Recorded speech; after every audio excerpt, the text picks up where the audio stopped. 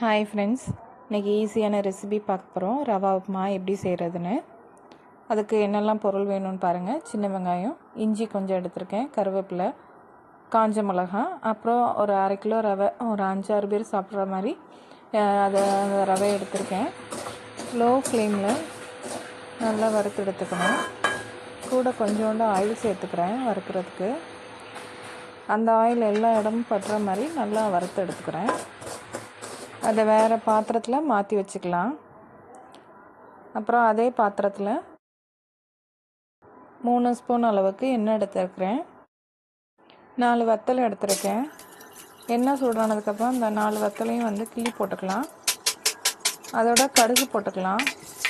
கடுகு நல்லா பொரிஞ்சதுக்கப்புறம் நம்ம வெங்காயம் கட் பண்ணி வச்சுருக்கோம், அதை ஆட் பண்ணிக்கலாம். வெங்காயம் நல்லா வதங்கினதுக்கப்புறம் நம்ம கருவேப்பிலை ஆட் பண்ணிக்கிறோம்.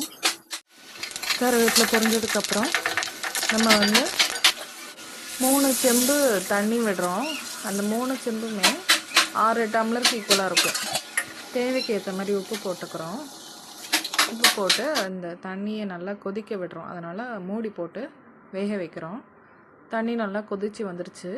அதுக்கப்புறம் நம்ம வறுத்து வச்சுருந்தோம்ல, அந்த ரவையை போடுறோம். ரவையை ஒரே இடத்துல போடாமல் அப்படியே எல்லா சைடும் போடுற மாதிரி போட்டு எடுத்துக்கணும். அதை நல்லா கிண்டி விடணும். ரவையும் தண்ணியும் நல்லா எல்லா இடத்துலையும் ஸ்ப்ரெட் ஆகிற மாதிரி நம்ம கிளறி விடணும். அப்போ தான் அந்த ரவை அந்த தண்ணியில் வேகும். அந்த நம்ம சிம்மில் வச்சு மூடி போட்டு வேக வைக்கணும். ஒரு 5 நிமிஷம் அதை கிளறி வேக வைக்கணும். வெந்ததுக்கப்புறம் ஆஃப் பண்ணிவிட்டு மூடி போட்டு மூடி வச்சிடலாம் ஒரு 10 மினிட்ஸு. அதுக்கப்புறம் ஓப்பன் பண்ணி பாருங்கள். ரவா உப்புமா நல்லா ரெடியாக இருக்கும், டேஸ்ட்டாக இருக்கும். நீங்களும் இந்த ரெசிபியை ட்ரை பண்ணி பாருங்கள். சப்ஸ்கிரைப் பண்ணுங்கள். தேங்க்யூ.